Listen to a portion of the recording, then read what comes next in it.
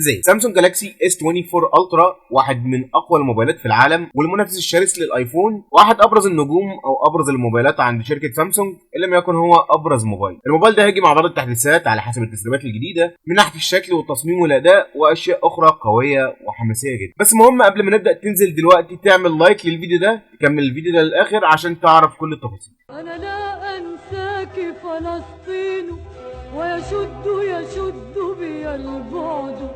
أنا في أفيائك نسرين، أنا زهر الشوك، أنا الورد. مبدئيا تصميم الموبايل هيختلف شويتين ثلاثه عن الجيل اللي فات، بحيث ان سيت اب الكاميرات هنا هيكون حجمه اكبر. طبعا هنا كل كاميرا منفصله، كل كاميرا فيهم على حده، ولكن حجم سيت اب الكاميرات او كل عدسه منهم حجمها هيكون اكبر من الاجيال اللي فاتت، وشكلها ملحوظ ومتغير عن الجيل اللي فات كمان. وده شكل تخيلي كده، وبنسبه كبيره جدا هيكون هو شكل الموبايل النهائي. مفيش تغييرات جذريه على شكل وتصميم الموبايل نفسه، نفس لغه التصميم برضو ان كان في بعض الاختلافات البسيطه. تصميم الموبايل هنا بالكامل هيكون من الازاز مع فريم من التيتانيوم، وده عشان يواكب الترند اللي ماشي دلوقتي، تصميم التيتانيوم زي اللي نزل في الايفون 15 برو والبرو ماكس. ولكن نتمنى ان ما يكونش فيه المشاكل بتاعه الايفون، ان الفريم بتاع الموبايل يكون بيبصم، او على حسب كلام ابل ان الزيت او الماده اللي بتخرج من العرق بتاع الايد بتاثر على اللون والتبصيم بتاع الموبايل. فنتمنى ان سامسونج تاخد بالها من الفكره دي وما تعملش زي ابل. ابعاد الموبايل كمان هتختلف عن الاجيال اللي فاتت. من ناحيه الاسبكت ريشيو والابعاد بتاعه الموبايل نفسه هتتغير. الاس 24 الترا هيجي بطول 162.3 بعرض 79 مللي بسمك 8.7، وده على عكس الجيل اللي فات اللي كان بيجي ب 163.4 من ناحيه الطول وبعرض 78.1 مللي وبسمك بيوصل لحد 8.9 مللي. وده معناه ان طول الموبايل بقى اقصر، حجم الموبايل بقى اعرض من الجيل اللي فات، وكمان الموبايل حجمه هيكون ارفع او السمك هيكون اقل من الجيل اللي فات. طبعا التغييرات دي مش هتحدث تغييرات كبيره او جوهريه في شكل الموبايل او الابعاد بتاعته، هي على الورق تغييرات بسيطه قد تكون ملهاش لازمه، ولكن دي واحده من الحاجات اللي هتكون مختلفه في الجيل القادم عن الجيل الحالي او الجيل اللي فات وقت ما ينزل الموبايل. تصميم الفريم بتاع الموبايل هيكون من التيتانيوم، وده المفروض بينعكس على وزن الموبايل. وزن الموبايل المفروض يكون اقل من الجيل اللي فات بفرق ملحوظ، ولكن الموبايل هيكون اقل من الجيل اللي فات بالفعل، ولكن بفرق 1 جرام فقط. والموبايل هيكون بوزن 233 جرام على عكس الجيل اللي فات اللي كان ب 234 جرام. من ناحيه الاداء والشاشه والواجهه الاماميه، فالموبايل هنا جايب شاشه دايناميك اموليد 6.8 انش بريزوليوشن كواد اتش دي بلس، بتدعم الاتش دي ار 10، بتدعم الدولبي فيجن. الشاشه هنا بتيجي مع ال تي بي او معدل ريفريش ريت متغير على حسب السكرولنج، وتوصل لحد 120 فريم في الثانيه او 120 هرتز. لحد هنا مفيش تغييرات جذريه او تغييرات ملحوظه في الموبايل ده، ولكن التغييرات القادمه هتتمثل في تغييرين جوهريين للشاشه والواجهه الاماميه. اول تغيير وهو معدل البرايتنس اللي هيكون اكبر من الجيل اللي فات. الجيل اللي فات كان بيجي مع معدل البرايتنس بيوصل لحد 1750 نيتس في وضع الذروه او تحت اضاءه الشمس المباشره. الاس 24 الترا بقى هيعدي كل الحدود وهيعلي على جميع الموبايلات، وهيجي مع معدل برايتنس بيوصل لحد 2500 نيتس. وال 2500 نتس رقم كبير جدا، رقم لا يستهان به ابدا، ولكن نتمنى في نفس الوقت ان ده ما ياثرش على عمر البطاريه بالسلب. التغيير الثاني القادم في شاشه الاس 24 الترا هو التصميم بتاع الشاشه نفسها. شاشه الموبايل بتاعت الاس 24 الترا اتكلمنا عنها في فيديو منفصل كده عن الحواف والبيزل بتاعتها اللي هتكون تخينه شويه، فلو انت مهتم هتلاقي الفيديو ده في الاي فوق، تقدر تروح تشوفه لو انت مهتم وتعرف اكتر عن التصميم بتاع الشاشه الجديد او التصميم السيء بتاع الاس 24 الترا. ولكن وجب التنويه ان دي كلها مجرد تسريبات لحد دلوقتي، ما نعرفش ان التصميم ده هينتهي لتصميم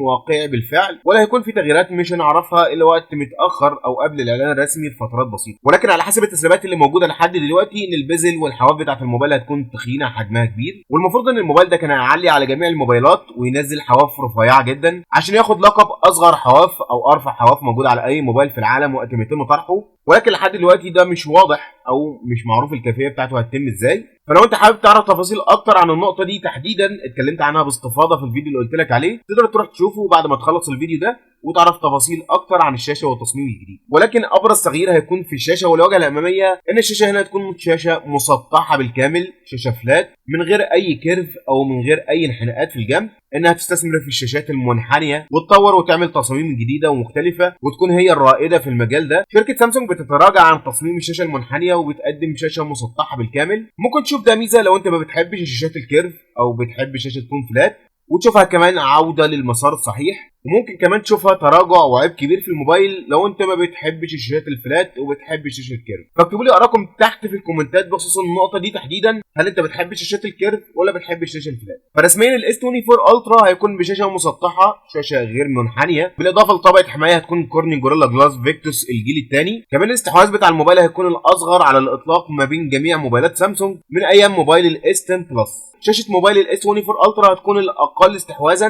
من ناحيه الواجهه الاماميه بتاعه الموبايل. بعيدا عن الشاشه في تغييرات مهمه جدا وقويه بخصوص المعالج. مبدئيا الموبايل ده على حسب التسريبات مش هيكون فيه نسخه 8 جيجا بايت رام، اقل نسخه رام هتكون 12 جيجا بايت رام بالاضافه لنسخه 16 جيجا بايت، ونوع الرام هنا هيكون ال بي دي دي ار 5 اكس بالاضافه ل 256 او 512 او 1 تيرا او 2 تيرا بايت ذاكره تخزين داخليه. 2 تيرا بايت ذاكره تخزين رقم خزعبلي وقوي جدا. ونوع ذاكره التخزين هيكون يو اف اس 4.0. الموبايل طبعا ما بيدعمش تركيب كارت ذاكره خارجي. بالاضافه للسوفت وير بتاع الموبايل هيجي مع الاندرويد 14 مع واجهه سامسونج الجديده ال1 يو اي 6، بالاضافه للمعالج الجديد من كوالكوم السناب دراجون 8 جين 3. المعالج ده هيكون ب 4 نانو مش ب 3 نانو، لان المعالج الوحيد اللي هيكون ب 3 نانو هو الاي 17 بايونيك برو، واللي موجود دلوقتي حاليا على الايفون 15 برو والايفون 15 برو ماكس. الاس 24 الترا هيكون هو الموبايل الوحيد اللي هيجي مع معالج من سناب دراجون، بالاضافه للموبايلات الصغيره زي الاس 24 بلس والاس 24 العادي هيجوا مع معالج اكزينوس 2400، وده معالج لا يستهان به ابدا، معالج قوي جدا بيتغلب في الجي بي يو في المالتي تاسكينج على معالج قوي جدا الاي 16 بايونيك اللي موجود على الايفون 14 برو والايفون 14 برو ماكس، واللي موجود على الموبايلات الحاليه دلوقتي الايفون 15 والايفون 15 بلس. فالمعالج ده هيكون معالج قوي، معالج لا يستهان به ابدا من ناحيه الاداء، وهيقدم لك اداء مميز وقوي جدا. نرجع بقى لعم الليله دي الاس 24 الترا هيجي مع معالج السناب دراجون 8 جين 3 زي ما اتكلمنا من شويه. المعالج ده هيديك اداء افضل من الجيل اللي فات بنسبه 20% في البرفورمانس، وتوفير اكتر في عمر البطاريه بنسبه 25%، ودي تحديثات قويه ومميزه جدا همكنك انك تلعب الالعاب الثقيله زي بابجي، كول اوف ديوتي، وورلد اوف تانك بليدز، لعبه زي فورتنايت. كمان هتلعب الالعاب دي على هاي في الجرافيكس وفي الفريم ريت من غير ما يقابلك اي مشكله او لاج او دروب فريم، عشان تستمتع بمتعه اللعب ومتعه الجيم على الموبايل ده. وده بسبب تصميم الموبايل والتبريد اللي هيكون افضل في الجيل القادم، وهتاخد اداء بيسخن اقل من الجيل اللي فات، وبيقدم لك اداء مستقر واداء استابيليتي عن الجيل اللي فات بفرق ملحوظ. المفروض ان الموبايل ده من ناحيه الكاميرات هيجي مع مستشعر جديد. المفروض ان الموبايل ده هيكون بمستشعر جديد من ناحيه الكاميرا الاساسيه ال 200 ميجا بكسل، هيكون في تحديث مهم للمستشعر الجديد، وده اللي المفروض يقدم لك اداء افضل من الجيل اللي فات بفرق ملحوظ.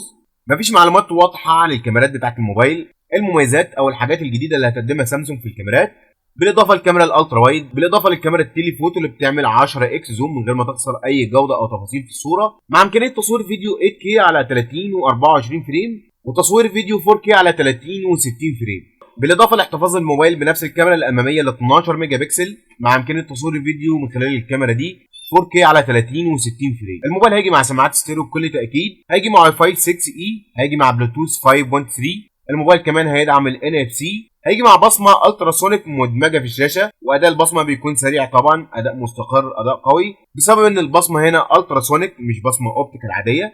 كمان شيء مهم جدا خاص بالبطاريه بتاعت الموبايل ده، المفروض على حسب التسريبات ان البطاريه بتاعت الموبايل ده هتكون بطاريه مختلفه عن الاجيال اللي فاتت، هتكون بطاريه مكدسه، ونوع البطاريات المكدسه هو نفس نوع البطاريات المستخدمه في العربيات الكهربائيه زي عربيات تسلا ومرسيدس كده، وده المفروض ان يديك اداء افضل للبطاريه بنسبه 10%. يعني المفروض ان البطاريه هتكون 5000 ملي امبير، تكون بنفس الحجم وبنفس الوزن، ولكن تديك كفاءه بطاريه 5500 ملي امبير. فانت هنا بتتكلم في اداء قوي جدا للبطاريه بسبب التقنيه الجديده او التكنولوجيا بتاعت البطاريات المكدسه. وزي ما انت شايف كده دي صوره موضحه اكتر للبطاريات المكدسه عن البطاريات العاديه، وقد ايه البطاريات المكدسه بتستحوذ على اكبر مكان ومساحه اكبر من المساحه الداخليه بتاعت البطاريه، وده طبعا هينعكس على الاداء والعمر بتاع البطاريه. كنا اتكلمنا قبل كده عن ان الموبايل ده هيجي مع شاحن قوي، شاحن 67 واط، ولكن للاسف لحد دلوقتي التسريبات دي تلاشت، واغلب التسريبات اللي بتتكلم دلوقتي عن الشاحن انه لسه برضه هيستمر ب 45 واط.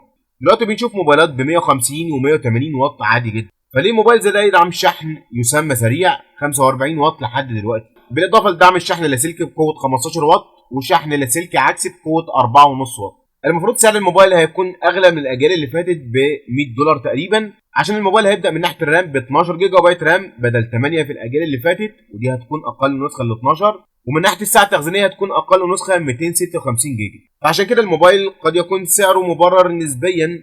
ازاي ممكن سعره يكون اغلى $100 عن الاجيال اللي فاتت؟ ولكن زي ما قلت لكم دي لحد دلوقتي مجرد تسريبات بس مش اكتر، ما نعرفش معلومات نقدر نكون جازمين بيها الا المعلومات المتعارف عليها زي المعالج الجديد مثلا. ولكن بقيه المواصفات ما نقدرش نجزم بيها بشكل كامل، ما نقدرش نقول ان المواصفات دي هي المواصفات الاساسيه، هي دي المواصفات النهائيه مثلا للموبايل ده.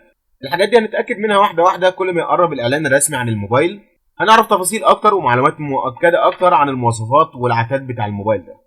فقولي لي رايكم تحت في الكومنتات بخصوص التسريبات دي، ايه اهم التسريبات، ايه الحاجات المميزه من وجهه نظرك في الموبايل ده، وايه الحاجه اللي تتمنى انك تشوفها في الاس 24 الترا، ايه المميزات الجديده من وجهه نظرك اللي تحب تشوفها في الموبايل ده. وبس كده، دي كانت كل حاجه عن موبايل الاس 24 الترا. اشوفكم بقى الفيديو اللي جاي. سلام. لان المعالج الوحيد اللي هيكون في 2013، وده بسبب وده بسبب التصميم، وده بسبب تصميم الموبايل، وعشان الموبايل ده هيكون بسعر، عشان الموبايل بس هيبدا من 12 و256 جيجا ذاكره تخزين ولكن بقيه المواصفات ما نقدرش نجزم بيها او ما نقدرش الحاجات دي هنتاكد منها واحده واحده هنعرف تفاصيل اكتر ومعلومات مؤكده اكتر عن الموبايل